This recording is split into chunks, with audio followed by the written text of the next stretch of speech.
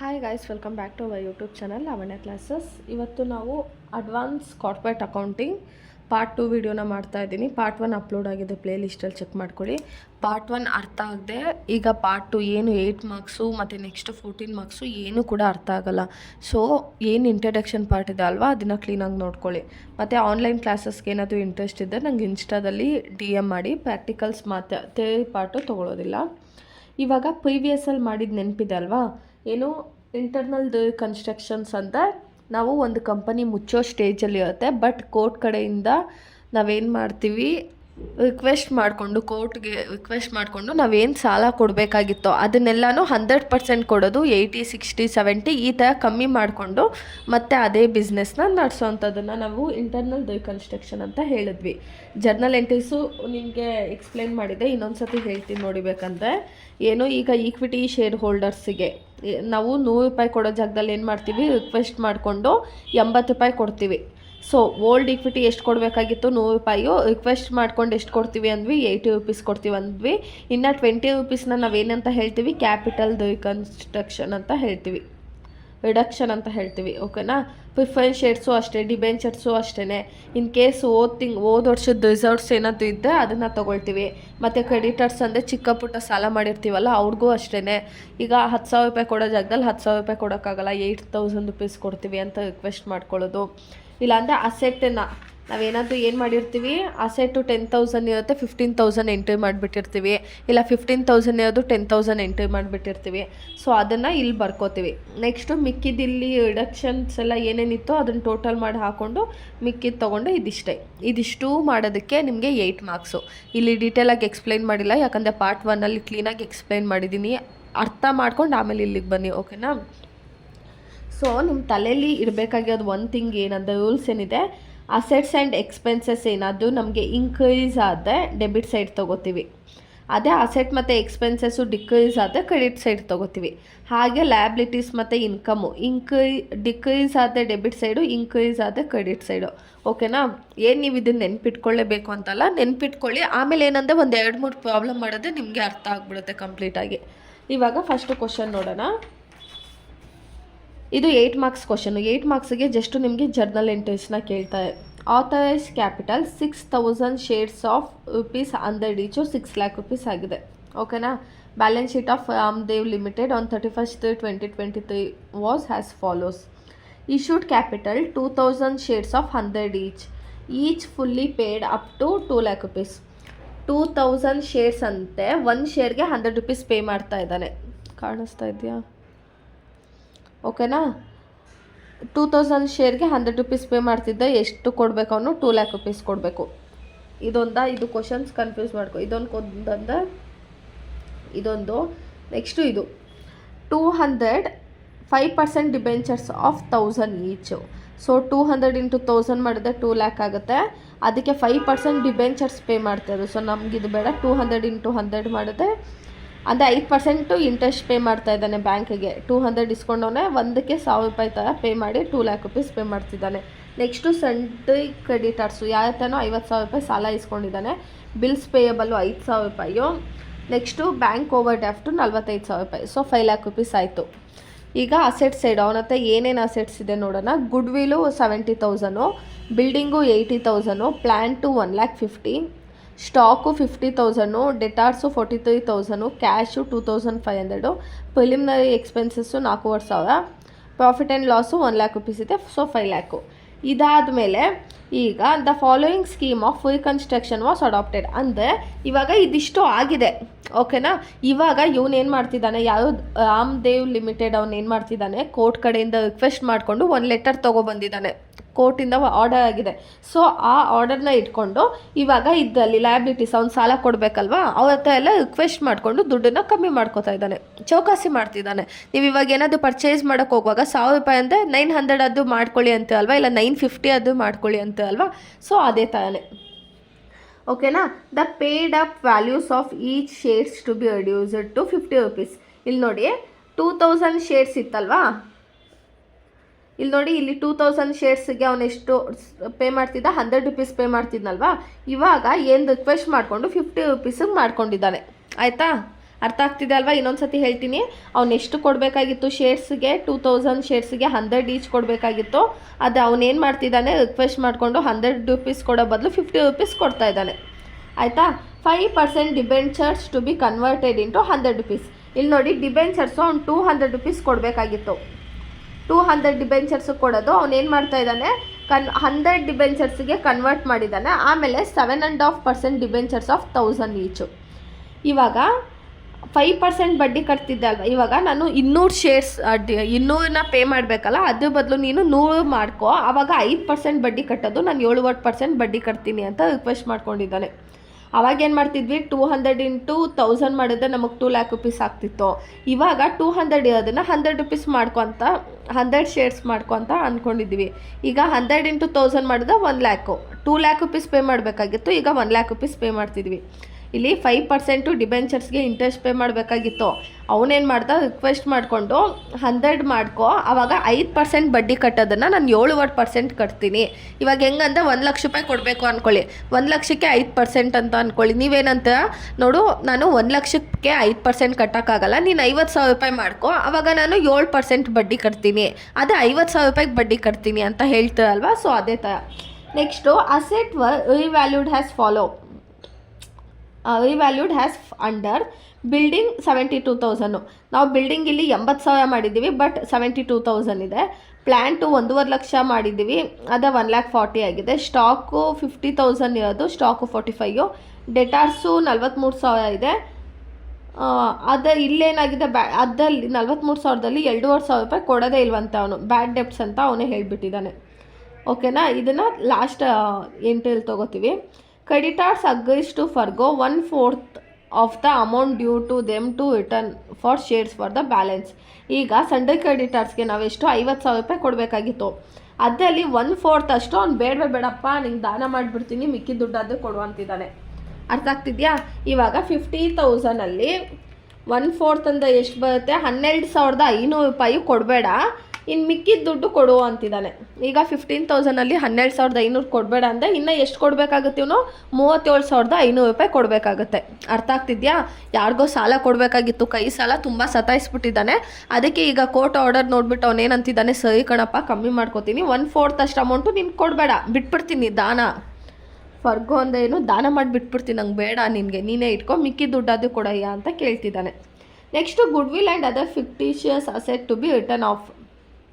ನಾನು ನಿಮಗೆ ಎಕ್ಸ್ಪ್ಲೈನ್ ಮಾಡುವಾಗ ಹೇಳಿದ್ದೆ ಏನಂದರೆ, ಇಲ್ಲಿ ಎಲ್ಲನೂ ಟೋಟಲ್ ಲಾಸ್ಟಲ್ಲಿ ಏನು ಮಾಡ್ತೀವಿ, ಕ್ಯಾಪಿಟಲ್ ರಿಡಕ್ಷನಲ್ಲಿ ಎಲ್ಲ ಆ್ಯಡ್ ಮಾಡಿ ಮಿಕ್ಕಿದ ಅಮೌಂಟನ್ನು ಇಲ್ಲಿ ಕ್ಯಾಪಿಟಲ್ ರಿಸರ್ವ್ ಅಕೌಂಟ್ ಅಂತ ತೊಗೋಬೇಕು. ಆಯಿತಾ? ಅದೇ ಇಲ್ಲೇನು ಹೇಳ್ತಾ ಇದ್ದಾನೆ, good will and other fictitious asset to be written off. ಇಲ್ಲಿ ಕ್ಯಾಪಿಟಲ್ ರಿಸರ್ವ್ ಅಂತ ತೊಗೊಳ್ಳೋ ಬದಲು ಇಲ್ಲಿ to good will account balancing figure ಅಂತ ತೋರಿಸಿ ಅಂತ ಹೇಳ್ತಾ ಇದ್ದಾನೆ. ಓಕೆನಾ? ಇದು 8 ಮಾರ್ಕ್ಸ್ ಕ್ವಶನು, ತುಂಬ ಈಸಿ ಇರುತ್ತೆ. ನೋಡಿ, ಕ್ವಶನೇ ಇಷ್ಟೊತ್ತು ಎಕ್ಸ್ಪ್ಲೈನ್ ಮಾಡಿದ್ದೀನಿ. ಅರ್ಥ ಆಗಿಲ್ಲ ಅಂದರೆ ಇನ್ನೊಂದು ಸತಿ ಕ್ವಶನ್ನ ಅರ್ಥ ಮಾಡಿಕೊಂಡು ಮಾಡಿ. ಓಕೆನಾ? ಇವಾಗ ಪ್ರಾಬ್ಲಮ್ ಸ್ಟಾರ್ಟ್ ಮಾಡೋಣ. ಇವಾಗ ಫಸ್ಟು ಇದಕ್ಕೆ ಹಾಫ್ ಮಾರ್ಕ್ಸ್ ಕೊಡ್ತಾನೆ. In the books of Ramdev company limited journal entry ಅಂತ ತೊಗೊಂಡು, ಇವಾಗ ನಮಗೆ ಇಲ್ಲಿ ಎಲ್ಲ ಬರಲ್ಲ, ಜಸ್ಟು ಸೀರಿಯಲ್ ನಂಬರ್, ಪರ್ಟಿಕ್ಯುಲರ್,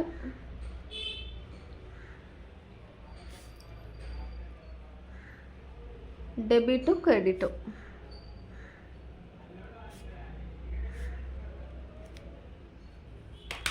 ಆಯಿತಾ? ಇವಾಗ ಲೈನ್ ಹಾಕೋಬಿಡ್ತೀನಿ.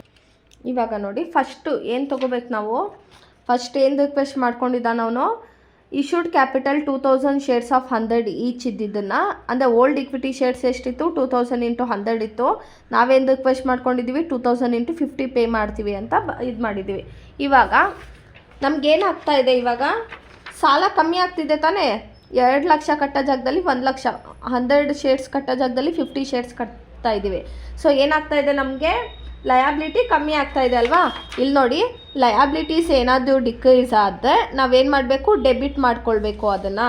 ಸೊ ಅದನ್ನು ಏನಂತ ಹೇಳ್ತೀವಿ, first entry old equity shares capital account. ನಾನೇನಂದೆ, ಅವ್ನಿಗೇನಾಗ್ತಾ ಇದೆ, 100 ರೂಪಾಯಿ ಕಟ್ಟೋ ಜಾಗದಲ್ಲಿ 50 ರೂಪಾಯಿ ಪೇ ಮಾಡಬೇಕು. ಏನಾಗ್ತಾ ಇದೆ, ಸಾಲ ಕಮ್ಮಿ ಆಗ್ತಿದೆ, ಸಾಲ ಕಮ್ಮಿ, ಲಯಬಿಲಿಟೀಸ್ ಡಿಕ್ರೀಸ್ ಆದರೆ ಡೆಬಿಟ್ ಸೈಡ್ ತೊಗೋಬೇಕು ನಾವು. ಸೊ ಆಮೇಲೆ ಇಲ್ಲಿ ನೋಡಿ, ಇದು ಜರ್ನಲ್ ಎಂಟ್ರಿ ಅಲ್ವಾ, ಸೊ ಇಲ್ಲೆಲ್ಲ ನೀವು ಸಾಲ್ವ್ ಮಾಡಬಾರ್ದು, ಬಟ್ ನಾನು ಮಾಡ್ತಾ ಇದ್ದೀನಿ ನಿಮಗೆ ಅರ್ಥ ಆಗಲಿ ಅಂತ. ಬಟ್ ನೀವೇನು ಮಾಡಿ ಗೊತ್ತಾ, ವರ್ಕಿಂಗ್ ನೋಟ್ ಅಂತ ಸಪ್ರೇಟಾಗಿ ತೋರಿಸ್ಕೊಳ್ಳಿ. ಎಷ್ಟಿದೆ ನಮಗೆ ಹಳೆ ಈಕ್ವಿಟಿ ಕ್ಯಾಪಿಟಲ್ ಎಷ್ಟು ಪೇ ಮಾಡಬೇಕಿತ್ತು, 2000 ಇಂಟು 100, 2000 ಇಂಟು 100 ಮಾಡಿದ್ರೆ ನಮ್ಗೆ ಎಷ್ಟು ಬರುತ್ತೆ, 2 lakh debit side. Debit side ಎಷ್ಟು ತೊಗೋತೀವಿ, 2 lakh. ಆಯಿತಾ. ಇವಾಗ ನಾವು 2 lakh ರುಪೀಸ್ ಪೇ ಮಾಡಬೇಕಾಗಿತ್ತು, ಬಟ್ ನಾವೇನು ಮಾಡ್ತಾ ಇದ್ದೀವಿ, 50 ರುಪೀಸ್ ಪೇ ಮಾಡ್ತೀವಿ ಅಂತ ಹೇಳ್ತಾ ಇದ್ದೀವಿ. ಏನು ಮಾಡಬೇಕು ಇವಾಗ, 50 ರುಪೀಸ್ ನಾವು ಅವ್ರಿಗೆ ಪೇ ಮಾಡಬೇಕು. ಸೊ ಏನು ಮಾಡಬೇಕು, ಲಯಾಬಿಲಿಟೀಸ್ ಇನ್ಕ್ರೀಸ್ ಆಗುತ್ತೆ. ಸೊ ಲಯಾಬಿಲಿಟೀಸ್ ಇನ್ಕ್ರೀಸ್ ಆದರೆ ಕ್ರೆಡಿಟ್ ಸೈಡ್ ತೊಗೋಬೇಕು. ಆವಾಗಲೇ ಏನಾಯಿತು, ಲಯಾಬಿಲಿಟೀಸು ಡಿಕ್ರೀಸ್ ಆಯಿತು, ಅದಕ್ಕೇ ನಾವು ಡೆಬಿಟ್ ಸೈಡ್ ತೊಗೊಂಡ್ವಿ. ಇವಾಗ ಲಯಾಬಿಲಿಟೀಸ್ ಇನ್ಕ್ರೀಸ್ ಆಗ್ತಾಯಿದೆ, ಅವ್ನಿಗೆ 50 ರೂಪಾಯಿ ಥರ ಪೇ ಮಾಡಲೇಬೇಕು. ಸೊ ಪೇ ಮಾಡಬೇಕಂದ್ರೆ ಇನ್ಕ್ರೀಸ್ ಆಗ್ತಿದೆ ಅಂದರೆ ಕ್ರೆಡಿಟ್ ಸೈಡ್ ಅಲ್ವಾ. ಇಲ್ಲಿ ನೋಡಿ, ಅದಕ್ಕೆ 2 new equity share capital account ಅಂತ ತೊಗೋಬೇಕು. ಏನಂತ ತೊಗೋತೀವಿ, 2 new equity share capital, equity share capital account. ಇವಾಗ ಮುಂಚೆ 2000ಗೆ 100 ರುಪೀಸ್ ಪೇ ಮಾಡಬೇಕಾಗಿತ್ತು, ಇವಾಗ ನಾವು ಎಷ್ಟು ಪೇ ಮಾಡಬೇಕು, 2000ಗೆ 50 ರುಪೀಸ್ ಮಾತ್ರ ಪೇ ಮಾಡ್ಕೋಬೇಕು. ಎಷ್ಟು ಪೇ ಮಾಡ್ತೀವಂತ ನಾವು ಅವತ್ತು ಹೇಳಿದ್ದೀವಿ, 50 ರುಪೀಸ್ ಅಂತ ಹೇಳಿದ್ವಿ. ಈಗ 2000 ಇಂಟು 50 ಮಾಡಿದ್ರೆ ನಮ್ಗೆ ಎಷ್ಟು ಬರುತ್ತೆ, 1 lakh ಬರುತ್ತೆ. ಸೊ 1 lakh ನಾವು ಅವ್ರಿಗೆ ಪೇ ಮಾಡಬೇಕಾಗಿರೋದು. ಆಯಿತಾ. 2 lakh ರುಪೀಸು ನಾವು ಪೇ ಮಾಡಬೇಕಾಗಿತ್ತು, ಬಟ್ ರಿಕ್ವೆಸ್ಟ್ ಮಾಡಿಕೊಂಡು 1 lakh ಪೇ ಮಾಡ್ತೀವಿ ಅಂದ್ವಿ. ಈಗ 2 lakhಲ್ಲಿ 1 lakh ಪೇ ಮಾಡ್ತೀವಿ, ಇನ್ನು 1 lakh ಏನಾಯಿತು, ನಮಗೆ ಪ್ರಾಫಿಟ್ ಆಯ್ತಲ್ವಾ. ಸೊ ಪ್ರಾಫಿಟ್ ಅಂತ ತೊಗೊಳ್ಳಲ್ಲ, ಅದನ್ನು 2 ಕ್ಯಾಪಿಟಲ್ ರಿಡಕ್ಷನ್ ಅಂತ ತೊಗೋತೀವಿ. 2 capital reduction account, 2 capital reduction account. ಎಷ್ಟು, 2 lakh minus 1 lakh, 2 lakh minus 1 lakh ಮಾಡಿದ್ರೆ ಎಷ್ಟು ಬಂತು, ನಮಗೆ 1 lakh ಬಂತು. ಅದನ್ನು ಕ್ಯಾಪಿಟಲ್ ಡಿಡಕ್ಷನ್ ಅಂತ ಹೇಳ್ತೀವಿ. ನಮಗೇನು 1 lakh ಮಿಕ್ತಲ್ವಾ, ಸೊ ಏನಾಯಿತು, ನಮಗೆ ಸೇವಿಂಗ್ಸ್ ಆಯಿತು. ಇವಾಗ ಏನಂತ ಬರೀತೀವಿ, being reduction of 2000, being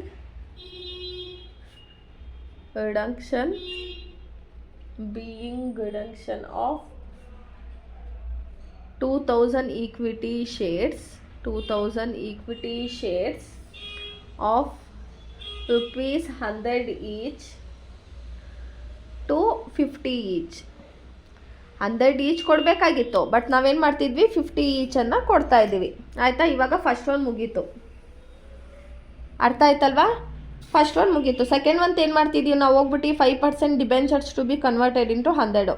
debentures 200 rupees ತರ ಕೊಡಬೇಕಾಗಿತ್ತು, 100 ರುಪೀಸ್ ತರ ಕೊಡ್ತಾ ಇದ್ದೀವಿ. ಸೊ ಎಷ್ಟು ಫಸ್ಟ್ ಕೊಡಬೇಕಾಗಿದ್ದು ನಾವು, 5% ಡಿಬೆಂಚರ್ಸ್, 5% ಡಿಬೆಂಚರ್ಸನ್ನು ಕೊಡಬೇಕಾಗಿತ್ತು. 5% ಡಿಬೆಂಚರ್ಸ್ ಅಂದರೆ 200 ಇಂಟು 1000 ಮಾಡಿದ್ರೆ ಎಷ್ಟು ಬರುತ್ತೆ, 2 lakh ರುಪೀಸು. ಎಷ್ಟು, 200 ಇಂಟು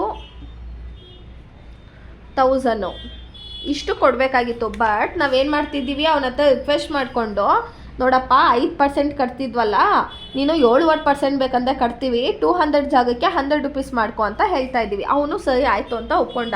ಇವಾಗ ಸೊ ಇವಾಗ ಇದನ್ನು ಯಾಕೆ ಡೆಬಿಟ್ ಸೈಡ್ ತೊಗೊಂಡೆ ಅಂತ ಹೇಳ್ತೀನಿ ನೋಡಿ ನಿಮಗೆ. ಇವಾಗ 5% ಡಿಬೆಂಚರ್ 200 ಇರೋದು ನಮಗೆ 100 ರುಪೀಸ್ ಆಗ್ತಾಯಿದೆ.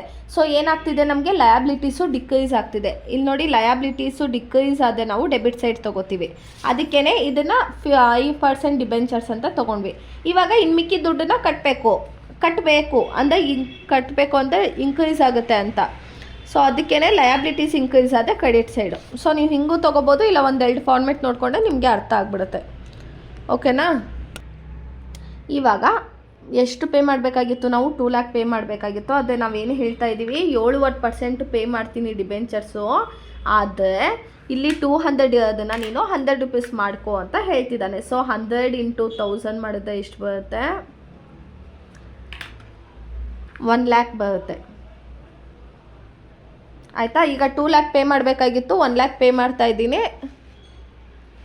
2 lakh ಪೇ ಮಾಡಬೇಕಾಗಿತ್ತು, 1 lakh ಪೇ ಮಾಡ್ತಿದ್ದೀನಿ, ಇನ್ನು 1 lakh ರುಪೀಸ್ ನನಗೆ ಮಿಕ್ಕುತ್ತೆ. ಸೊ ಆ ಮಿಕ್ಕದನ್ನು ನಾವೇನಂತ ಹೇಳ್ತೀವಿ, 2 capital reduction account, 2 capital reduction account.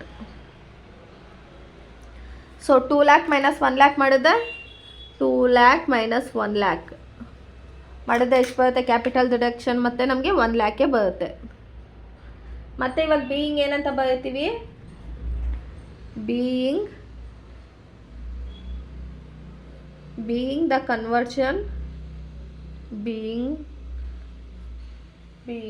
conversion of 200 into 100 each. ಆಯಿತಾ, 200 ಇದ್ದಿದ್ದನ್ನ 100 rupees ಮಾಡ್ಕೊಂಡಿದ್ದೀವಿ ರಿಕ್ವೆಸ್ಟ್ ಮಾಡಿಕೊಂಡು. ಈಗ ಸೆಕೆಂಡ್ ಒನ್ನು ಮುಗೀತು. ನೆಕ್ಸ್ಟು ಏನಂತ ಹೇಳ್ತಿದ್ದಾನೆ, asset were revalued as under buildings ಅಂತ ಇದೆ. ನಾವು ಅದನ್ನು ಲಾಸ್ಟಲ್ಲಿ ತೊಗೊಳ್ಳೋಣ, ಓಕೆನಾ. ನೆಕ್ಸ್ಟ್ ಇಲ್ಲಿ ಕ್ರೆಡಿಟರ್ ಅಗ್ರಿ ಟು ಫರ್ಗೋ 1/4 ಅಂತೆ. ಈಗ ಸಂಡ್ರಿ ಕ್ರೆಡಿಟರ್ಸು 50,000 ರೂಪಾಯಿ ಕೊಡಬೇಕಾಗಿತ್ತು, ಅದರಲ್ಲಿ 1/4 ಬೇಡ ಕಣಪ್ಪ, ನೀನು ಕೊಡಲೇಬೇಡ, ನಿನ್ನ ಸಾವಾಸ ಬೇಡ ಅಂತ ಹೇಳಿಬಿಟ್ಟಿದ್ದಾನೆ. ಸೊ ಇವಾಗ ಸಂಡ್ರಿ ಕ್ರೆಡಿಟರ್ಸು ನಮಗೆ 1/4 ಅಷ್ಟು ಏನಾಗ್ತಿದೆ, ರಿಡ್ಯೂಸ್ ಆಗ್ತಾ ಇದೆ, ಕಮ್ಮಿ ಆದರೆ ಏನೋ ಲಯಬಿಲಿಟೀಸ್ ಡಿಕ್ರೀಸ್ ಆದ ಡೆಬಿಟ್ ಸೈಡು, ಇನ್ಕ್ರೀಸ್ ಆದ ಕ್ರೆಡಿಟ್ ಸೈಡು. ಈಗ ನಮಗೇನಾಗ್ತಾ ಇದೆ 1/4 ಅಷ್ಟು ಡಿಕ್ರೀಸ್ ಆಗ್ತಾ ಇದೆ. So creditor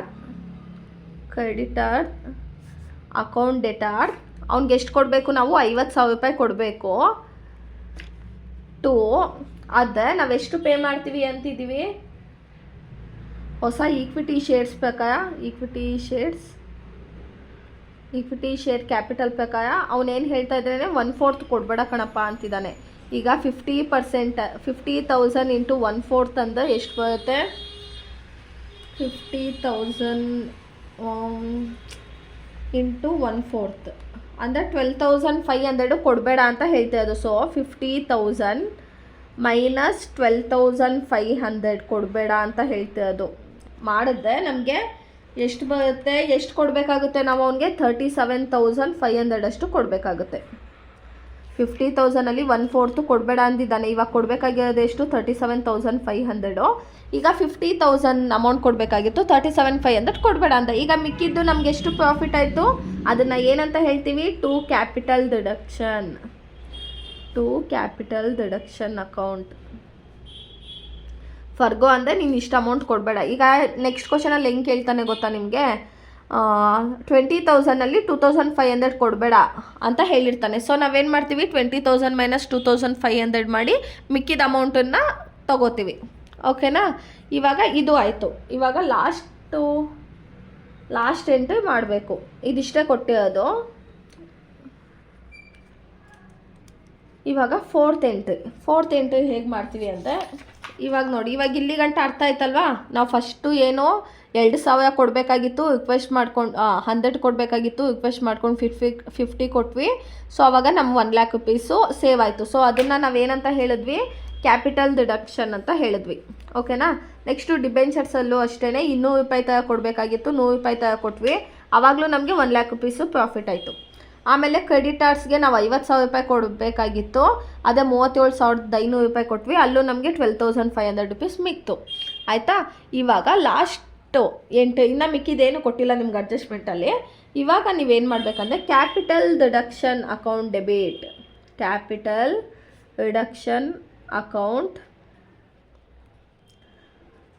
account debit. So ಈ ಕ್ಯಾಪಿಟಲ್ ಡಿಡಕ್ಷನ್ ಅಕೌಂಟ್ ಹೆಂಗೆ ತೊಗೋತೀವಿ ಅಂದರೆ, ಇಲ್ಲಿಂದ ಕ್ಯಾಪಿಟಲ್ ಡಿಡಕ್ಷನ್ 1 lakh ತೊಗೋತೀವಿ, ಇಲ್ಲಿಂದ 1 lakh ತೊಗೋತೀವಿ, ಇಲ್ಲಿಂದ 12,500 ತೊಗೋತೀವಿ, ಓಕೆನಾ. ಸೊ ಇದು ರೌಂಡ್ ಅಪ್ ಮಾಡ್ಕೋತೀನಿ, ಆಮೇಲೆ ನೀವು ಸಾಲ್ವ್ ಮಾಡುವಾಗ ಈಸಿ ಆಗುತ್ತೆ. ಆಮೇಲೆ ನೀವು ನನ್ನ ಜೊತೆನೇ ಕೂತ್ಕೊಂಡು ಸಾಲ್ವ್ ಮಾಡಿ, ಓಕೆನಾ. ಸೊ ಇದು ಮೂರನ್ನ ಇಲ್ಲಿ ಆ್ಯಡ್ ಮಾಡ್ಕೋಬೇಕು ನಾವು. ಎಷ್ಟಿದೆ, 1 lakh ಇದೆ, 1 lakh ಪ್ಲಸ್ 1 lakh ಪ್ಲಸ್ 12,500 ಮಾಡಿದ್ರೆ ನಮಗೆ ಎಷ್ಟು ಬರುತ್ತೆ,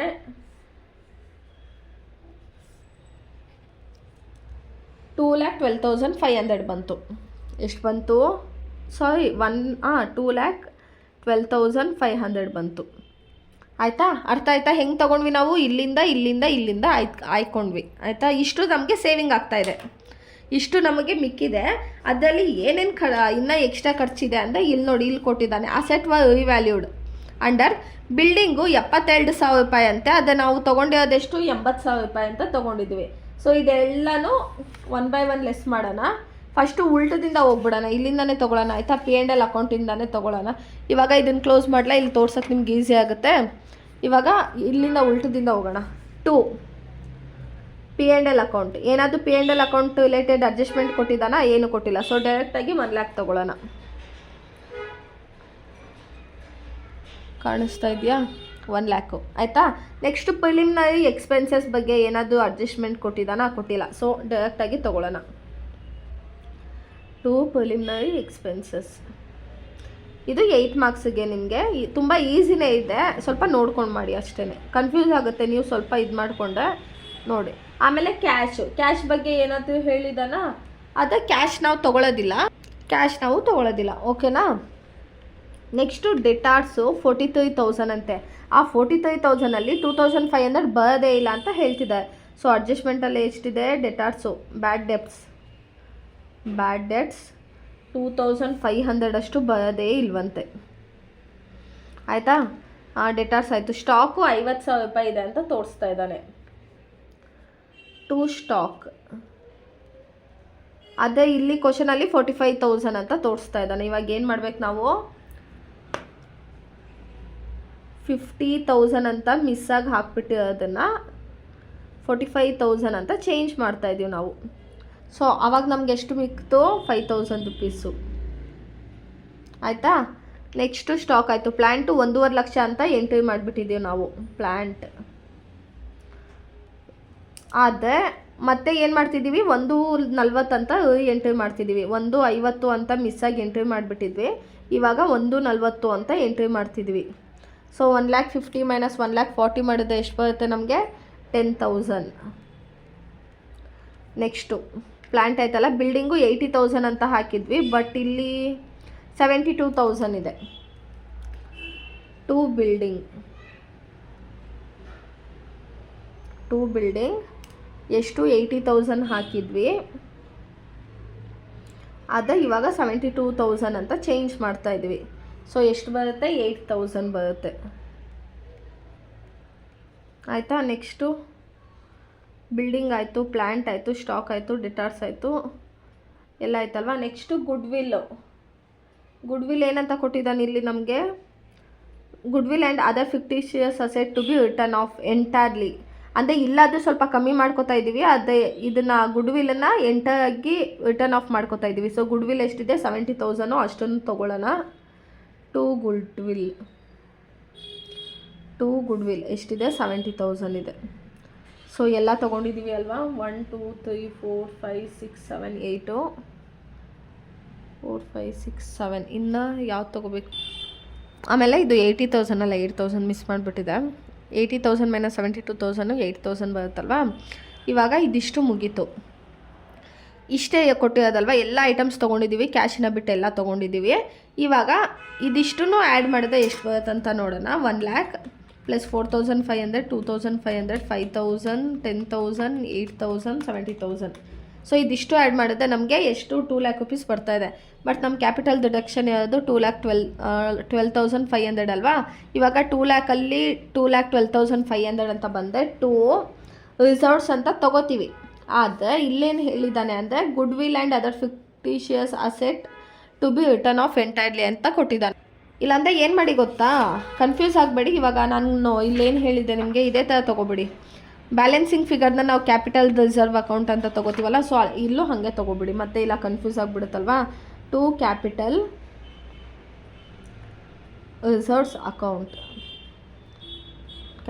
ರಿಸರ್ವ್ಸ್ ಅಕೌಂಟ್ ಇಲ್ಲಿ ಬ್ಯಾಲೆನ್ಸಿಂಗ್ ಫಿಗರ್ ಅಂತ ತೊಗೊಳ್ಳಿ. ಬ್ಯಾಲೆನ್ಸಿಂಗ್ ಫಿಗರ್ ಸೊ ಎಷ್ಟು? ಬ್ಯಾಲೆನ್ಸಿಂಗ್ ಫಿಗರ್ ಅಂದರೆ 12,500 ರುಪೀಸು ಆಯಿತಾ. ಮತ್ತು ಇಲ್ಲಿ ನೋಡಿ, ಇಲ್ಲಿ ಮಿಸ್ ಮಾಡಿಬಿಟ್ಟಿದ್ದೀನಿ ಇದನ್ನು, ನರೇಷನ್ ಬರೋದನ್ನು. ಬೀಯಿಂಗ್ ದ ಕ್ಯಾನ್ಸಲ್ಡು ಏನೋ ಒಂದು ತೊಗೊಳ್ಳಿ. ಕ್ಯಾನ್ಸಲೇಷನ್ ಆಫ್ 1/4 ಅಮೌಂಟ್ ಅಂತ ತೊಗೊಳ್ಳಿ. ಓಕೆನಾ. ಏನು ಮಾಡಿದ್ವಿ ನಾವು? 1/4 ಅಮೌಂಟ್ ಕ್ಯಾನ್ಸಲ್ ಮಾಡ್ಕೊಂಡ್ವಲ್ಲ, ಅದನ್ನು ಅಲ್ಲಿ ತೋರಿಸಿದ್ದೀನಿ ಅಷ್ಟೇ. ಇವಾಗ ಇಲ್ಲೂ ಬೀಯಿಂಗ್ ಹಾಕಬೇಕು. ಬೀಯಿಂಗ್ ಇಲ್ಲಿ ಲಾಸ್ಟ್ ಒಂದು ಮಾತ್ರ ಫುಲ್ ಇಷ್ಟು ಉದ್ದಕ್ಕೆ ಬರುತ್ತೆ. ಇಲ್ಲಾಂದರೆ ಇಲ್ಲಿ utilisation of capital deduction account balance in return of accumulated losses and various fictitious asset. ಇಲ್ಲ ಇದೇನಿರುತ್ತೋ ಇದನ್ನೇ ಮಾಡಿ ಫುಲ್ ಕಾಪಿ ಪೇಸ್ಟ್ ಮಾಡಿ ಬಹೆಟ್ ಮಾಡಿಬಿಡಿ. Being utilisation of capital deduction account ಅಂದರೆ ಇವಾಗ ಏನು ಕ್ಯಾಪಿಟಲ್ ಡಿಡಕ್ಷನ್ ಅಂದರೆ ನಮ್ಗೆ ಸ್ವಲ್ಪ ಸೇವಿಂಗ್ಸ್ ಆಗಿತ್ತಲ್ವ, ಪ್ರಾಫಿಟ್ ಆಗಿತ್ತಲ್ವ, ಅದನ್ನೆಲ್ಲನೂ ಸೇವ್ ಮಾಡಿದ್ದೀವಿ ಅಂತ ಹೇಳ್ತಾ ಇದ್ದಾನೆ. Account balance in return of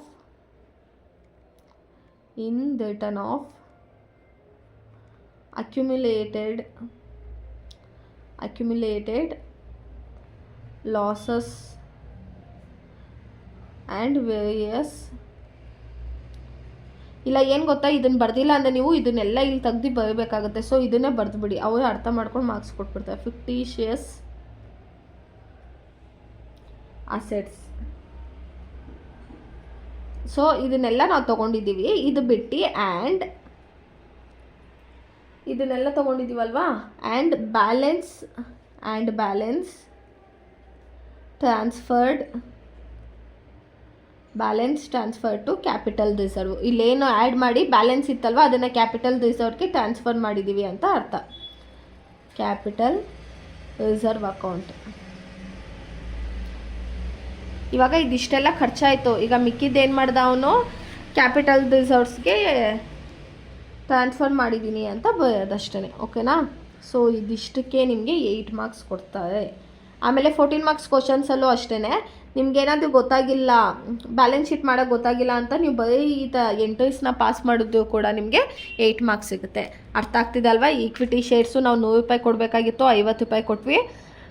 so ನಮಗೆ 1000 ರೂಪಾಯಿ ಲಾಭ ಆಯಿತು, ಅದನ್ನು ಕ್ಯಾಪಿಟಲ್ ಡಿಡಕ್ಷನ್ಗೆ ಇಟ್ಕೊಂಡ್ವಿ. ಅಂದರೆ ಈಗ ಫಾರ್ ಎಕ್ಸಾಂಪಲ್ಲು ನನ್ನ ಹತ್ರ ದುಡ್ಡಿತ್ತು ಅಂತ ಅಂದ್ಕೊಳ್ಳಿ, ಯಾರಿಗೋ ದುಡ್ಡು ಕೊಡಬೇಕಾಗಿತ್ತು, 100 ರೂಪಾಯಿ ಕೊಡೋ ಜಾಗದಲ್ಲಿ 50 ರೂಪಾಯಿ ಕೊಟ್ಟು ಇನ್ನು ಮಿಕ್ಕಿದ 50 ರೂಪಾಯಿ ನಾನು ಹುಂಡಿಲಿ ಹಾಕ್ತೆ. ಓಕೆನಾ. ನೆಕ್ಸ್ಟು ಇನ್ನೊಬ್ಬ ಸಾಲ ಕೊಡಬೇಕಾಗಿತ್ತು, ಅವ್ನಿಗೂ 200 ರೂಪಾಯಿ ಥರ ಕೊಡಬೇಕಿತ್ತು, 100 ರೂಪಾಯಿ ಥರ ಕೊಟ್ಟೆ, ಆವಾಗಲೂ ನಂಗೆ 1 ಲ್ಯಾಕ್ ರುಪೀಸು ಸೇವಿಂಗ್ಸ್ ಆಯಿತು, ಕ್ಯಾಪಿಟಲ್ ಡಿಡಕ್ಷನನ್ನು ಹುಂಡಿಲಿ ಹಾಕ್ತೆ. ಮತ್ತು ಕ್ರೆಡಿಟರ್ಸ್ಗೂ ಅಷ್ಟೇ, ನನ್ನ ಫ್ರೆಂಡ್ ಹತ್ರನೇ ಸಾಲ ಇಸ್ಕೊಂಡಿದ್ದೆ, ಅವ್ನ ಕೈ ಕಾಲು ಹಿಡಿದ್ಬಿಟ್ಟು ಬೇಡ್ಕೊಂಡಿದ್ದಕ್ಕೆ ಅವ್ನು ನನಗೆ 12,500 ಕೊಡಬೇಡ ಅಂದ, ಅದು ತೊಗೊಂಡೋಗಿ ಹುಂಡಿಲಿ ಹಾಕ್ತೆ.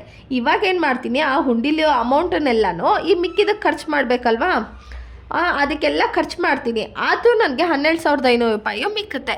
ಸೊ ಈ 12,500 ರೂಪಾಯಿ ಏನು ಮಾಡ್ತೀನಿ, ಡೈರೆಕ್ಟಾಗಿ ತೊಗೊಂಡೋಗ್ಬಿಟ್ಟು ಬ್ಯಾಂಕಲ್ಲಿ ಇಟ್ಬಿಡ್ತೀನಿ. ಸೊ ಕ್ಯಾಪಿಟಲ್ ರಿಸರ್ವ್ ಬ್ಯಾಂಕಲ್ಲಿ ಇಟ್ಟರೆ ನನಗೆ ಮುಂದಕ್ಕೆ ಪ್ರಾಬ್ಲಮ್ ಆದರೆ ಬೇಕಾಗುತ್ತಂತ ಬ್ಯಾಂಕಲ್ಲಿ ಇಡ್ತೀನಿ.